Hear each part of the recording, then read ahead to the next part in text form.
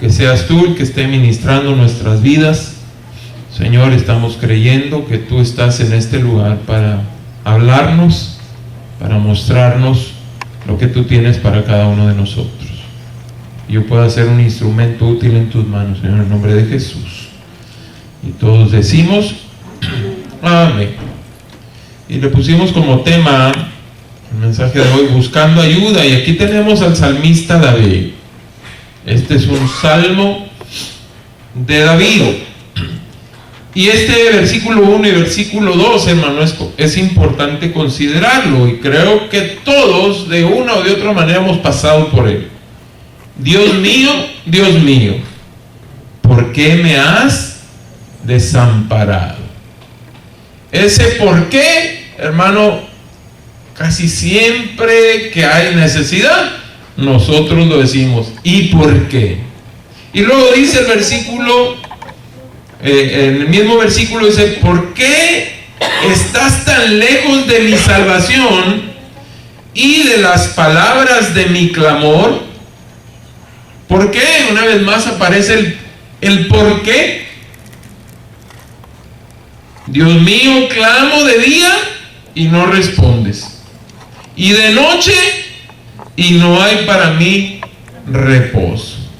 Oiga, qué interesante es que David atravesó por momentos de soledad, atravesó por momentos en los que él creía que Dios estaba lejos de él, también clamaba y tal parece que Dios no respondía, y por si eso fuera poco, dice, de noche no encontré reposo o descanso. ¿Alguna vez usted se ha sentido así y ha preguntado por qué? Yo estoy casi seguro, hermano, que todos. Y a veces preguntamos más por qué que para qué. Alguien comentó una ocasión, no preguntes el por qué a Dios, sino el para qué. ¿Cuál será el propósito que Dios tiene al permitir que las cosas sucedan en nuestras vidas? Ahora, David aquí está ante un problema, pero no solamente David estuvo ante un problema así, sino que también tenemos, por ejemplo, el caso de Jesús en Mateo 27:46, cuando él dice, Elí, Elí, lama sabactani, que significa, Dios mío, ¿por qué me has desamparado? Tal parece entonces, hermanos, que hay momentos en los que David, Jesús, se sintieron desamparados. Y es interesante porque al venir a la iglesia nosotros venimos precisamente a aprender qué debemos de hacer cuando algo así sucede. ¿Qué es lo que tenemos que hacer cuando sentimos que estamos solos, hermano? Y que nadie nos entiende y que nadie nos puede ayudar. Aún a veces, hermano, clamamos y no escuchamos respuesta. Y no vemos soluciones. ¿Cuántos dicen amén? Entonces, ¿qué sucede, hermano? Que a veces no hay descanso en la noche. Cómo le da vuelta a la cama a uno. Y hay, bueno, entre comillas, ¿no? Porque hay otros que no duermen toda la noche. No hay descanso, no hay reposo, no hay tranquilidad. Nada más, hay otro versículo interesante. Estamos también, por ejemplo, vamos al Salmo 35:22 y aparece algo parecido.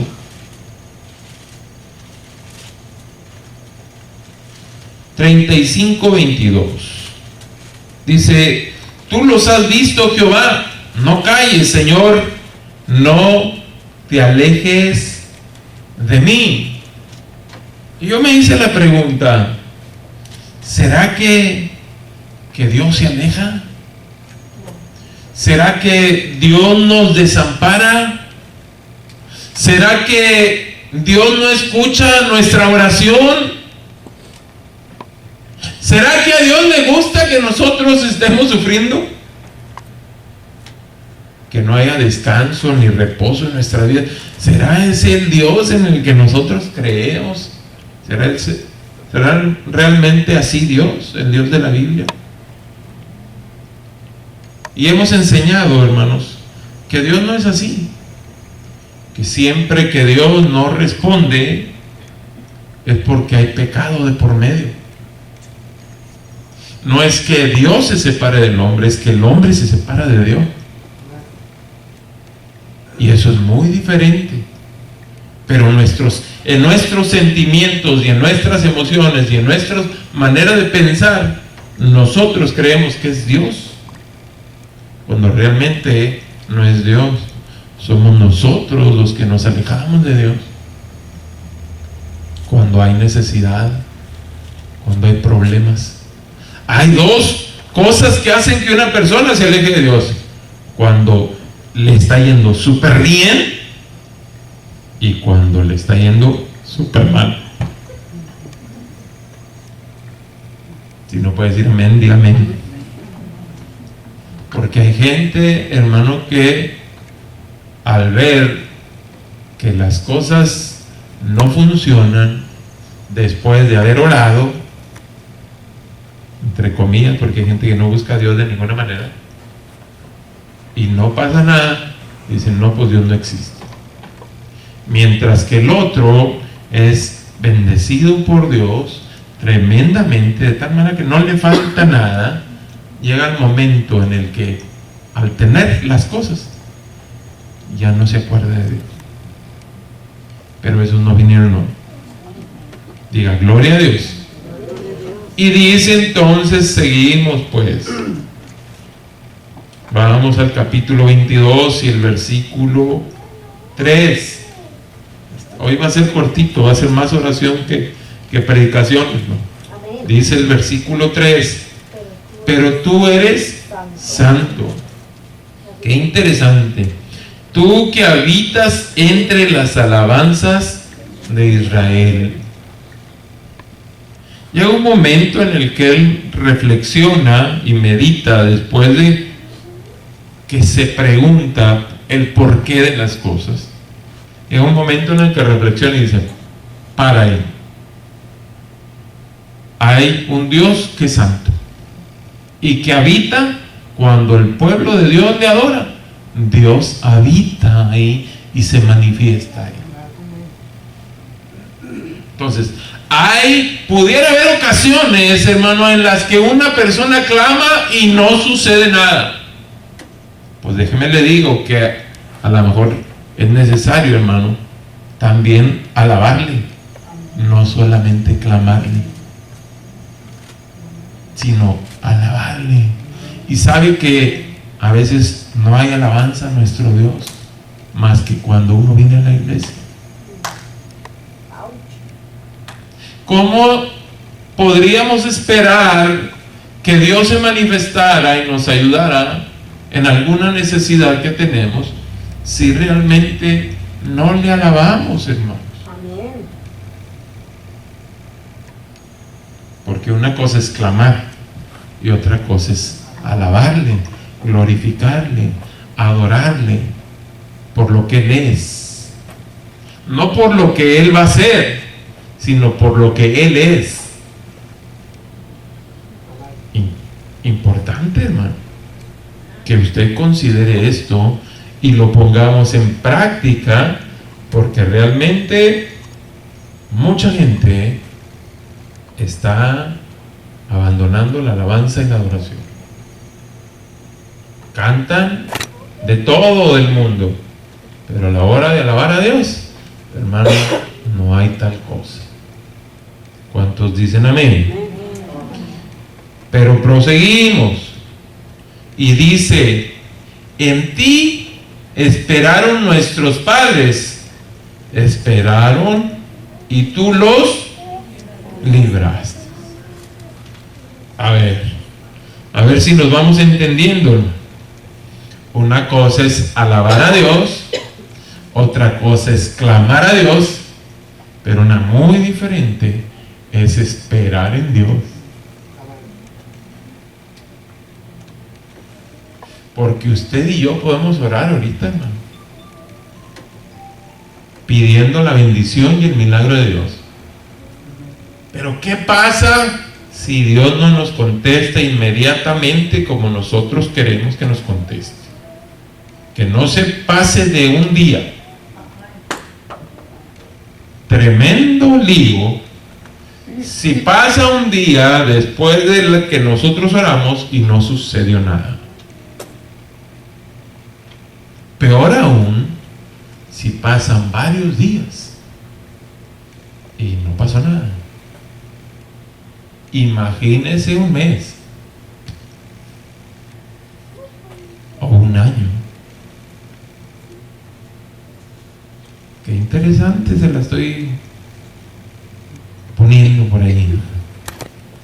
Realmente yo me puse a pensar por un momento mientras meditaba en ello, y es que ¿qué si Dios no quiere hacerlo? Aunque aquí dice que sí lo hizo, y nuestra confianza y nuestra fe debe ser que lo va a hacer, pero que si tarda. El pueblo de Israel, después de que recibió la promesa de que iban a ir a la tierra prometida, estuvieron 40 años en el desierto, hermano, sin poder entrar a la tierra prometida. ¿Se cumplió? Sí. ¿Es promesa de Dios? Sí. ¿Se va a cumplir? Sí.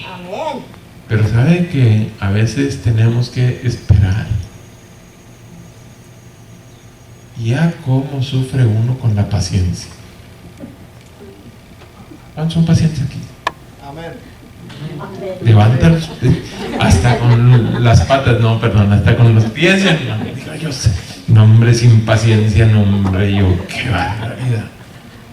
No pasa nada.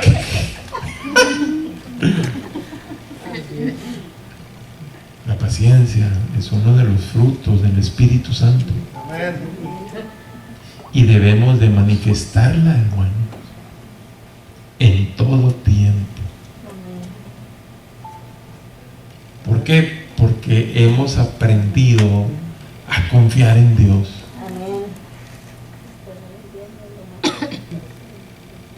Por lo tanto, mi consejo en esta noche, en esta tarde, es clamar, alabar, gloria a Dios, pero también es necesario, hermano, esperar, porque Dios nos va a libertar. Si lo hizo con el pueblo de Israel, Dios lo va a hacer con nosotros. Y luego dice, clamaron a ti, versículo 5, y fueron librados. Confiaron en ti y no fueron avergonzados. A mí eso me anima, a mí eso me motiva. Porque si algo una persona teme es estar cautivo y ser avergonzado. Al menos yo no. Espero que mis enemigos no me avergüencen, no salga yo avergonzado en alguna situación difícil. Hay personas que se pueden burlar de uno, que lo pueden intentar avergonzar a uno. Hay cosas que dan vergüenza, hermano. Pero aquí es donde aparece Dios diciendo que hay que confiar, porque Él nos va a librar. Él va a romper cadenas, Él va a romper ataduras, Él va a quitar todo lo que Él tenga que quitar, personas, situaciones, cosas, para que usted y yo, hermano, tengamos la victoria. Ese es el Dios en el que yo creo. Y más que preguntarle por qué ciertas cosas, hermano, hay que alabarle, clamar y esperar. Eso es fe. Eso es confianza. Eso es tener una esperanza en Dios. ¿A quién más podríamos acudir, hermano? Es Dios el de la solución. Es Él el que nos va a levantar. Es Él el que nos va a bendecir. Por lo tanto, es en la soberanía, estoy concluyendo, en el tiempo de Dios y en la manera de Dios, hermano. No se frustren, no se amarguen, no se acongojen, no se desanimen, no se debiliten. Es en el tiempo de Dios y en la manera de Dios. Eso es lo que nos motiva, hermano. Eso es lo que nos anima cada día a levantarnos y echarle ganas, aunque a veces no lo sintamos, aunque a veces no tengamos ganas de hacer nada. Pensamos que todo está acabado, que todo está destruido. No, hermano. Es la palabra de Dios, es la promesa de Dios y es lo que Él ha dicho. Amén. Por lo tanto, ¿qué tenemos que hacer? Proseguir, hermano, esperando el tiempo de nuestra bendición. Amén. ¿Cuántos decimos amén? Amén. Pues vamos a orar entonces, hermano. Yo lo voy a invitar a que oremos. Yo voy a soltar el micrófono y le dije que iba a ser más que predicación, iba a ser oración. Y lo primero que tenemos que hacer, hermano, mientras oramos, es pedirle perdón a Dios si nosotros nos hemos desanimado, hemos perdido la paciencia y empezamos a confrontar a Dios diciéndole por qué. Lo segundo que yo le voy a invitar a que usted haga, hermano, es alabarle ahí, es a pedirle y seguir pidiendo. Y posteriormente terminamos creyendo que Dios nos va a bendecir.